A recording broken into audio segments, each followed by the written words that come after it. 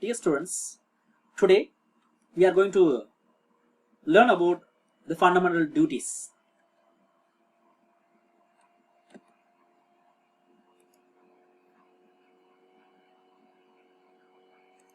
Okay, so why there was a need for forming the fundamental duties? So what was the main objective of the fundamental duties? Why our fundamental duties it was comprised in Indian Constitution?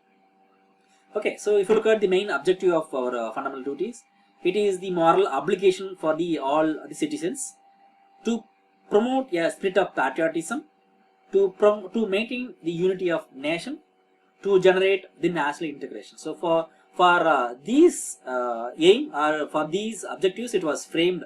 These fundamental duties was framed. Okay, so if you look at the history of our fundamental duties, the original constitution when it was formed or when it was framed, it doesn't have any. It was this original constitution. Did not provide a fundamental duties. It was added during the internal emergency period of 1975 to 76. Especially in 1976, these fundamental duties was added in our Indian Constitution with the recommendation of Swaran Singh Committee. Earlier, it was included in the adaptive principles of state policy. Especially these the fundamental duties, it was inspired. We have taken from the Constitution of USSR or Russia. Originally, we are having 10 fundamental duties, but later it was formed one more fundamental duties in 2002. The 10 fundamental duties in the Constitution, it was added as per the recommendation of Sardar Swaran Singh Committee. So it was increased to 11 by 18th Amendment in the 2002, the Article 51A. So now we are having 11 fundamental duties in our Indian Constitution. Okay. So if you look at the other constitution like USA, then the Constitution of Australia, then Constitution of Canada, they are not having these fundamental duties. Okay. So we are having the India and Russia, we are having this the concept of fundamental duties. Okay, the basic nature of these the fundamental duties. In 1976, the Congress Party they will set up the committee called Sardar Swaran Singh Committee to make a recommendation about the fundamental duties. Okay, so based on these recommendation of Swaran Singh Committee, they framed these fundamental duties. They have added the fundamental duties in our Indian Constitution. If you look at the adaptive principles of state policy and the fundamental duties are not justiciable. Okay, so we are talking about the adaptive state of principle, adaptive DPS, called adaptive principles of state policy and the fundamental duties. We can claim judiciary. Okay, the respecting the constitution, the respecting the national flag, respecting the national anthem, it is a civic duty. It's kind of a moral responsibility of our Indians. It is not it's a compulsion to follow, a compulsion to adopt, a compulsion to respect our the thing. This is kind of moral responsibility. The constitution does not provide for their directive enforcement by the courts. Okay, so if the person is not, they are not considering, they are not giving respect on national flag or national anthem, means we can claim, we can write, we can put a case against the particular person. We doesn't have any kind of legal rights to or punish or anyone. If the person they are not considering, they are not respecting the national flag or national anthem, means he doesn't have any kind of legal rights. We are having the 11 fundamental duties. So according to article number 51A, so we are having the 11 fundamental duties. It should be it's not should be, it should be shall be.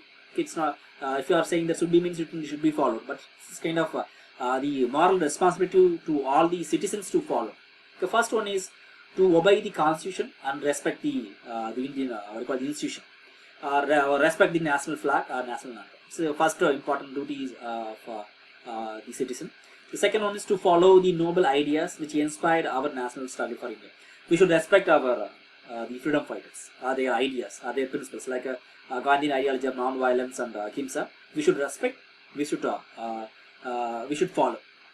We should not follow. This kind of following means is well and good. It's not a compulsion one. To uphold and protect the sovereignty, unity and integrity of India. The fourth one is to defend the country and render national service when called upon to do. Okay, so all the citizens, they should they always ready to work for our India when there was a need. The fifth one is to promote the harmony and the spirit of common brotherhood among all the people of India, and to avoid religious, linguistic, and regional or sectional diversities, to reduce the practice against the affect the dignity of human. The fifth one is to promote a harmony.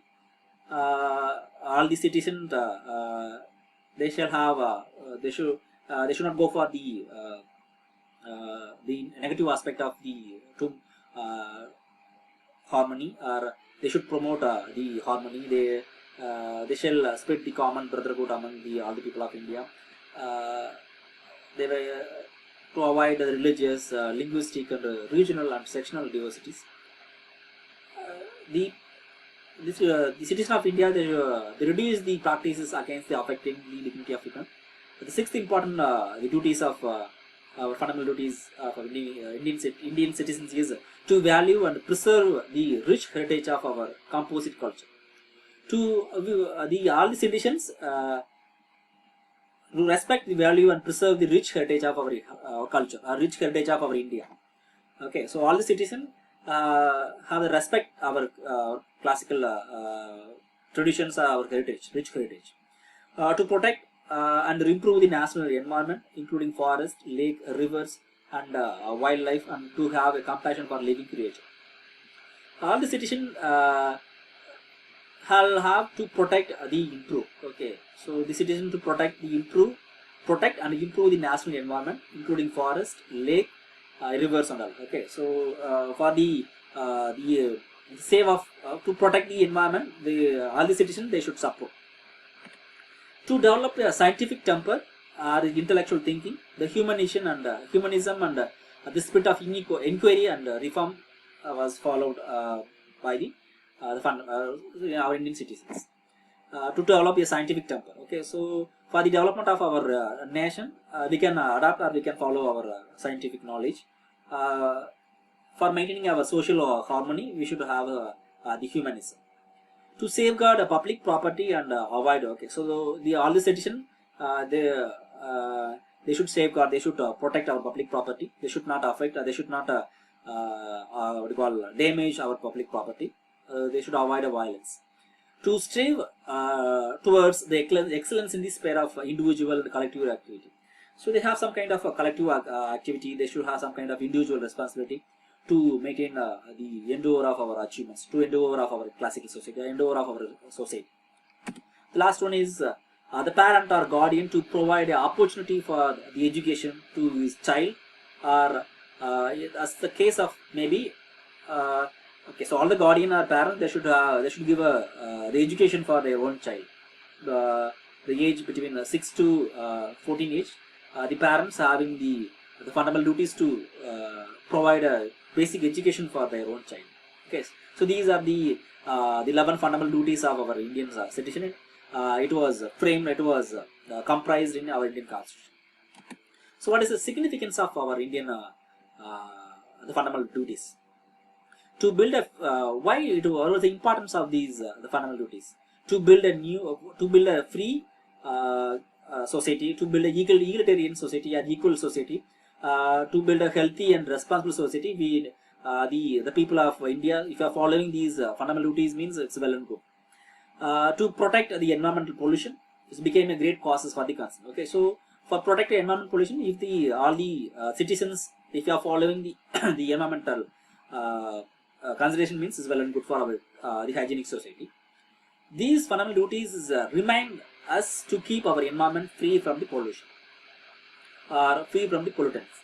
It providing an opportunity for the education for all children as the fundamental duty is a big step forward towards to safeguard the human rights.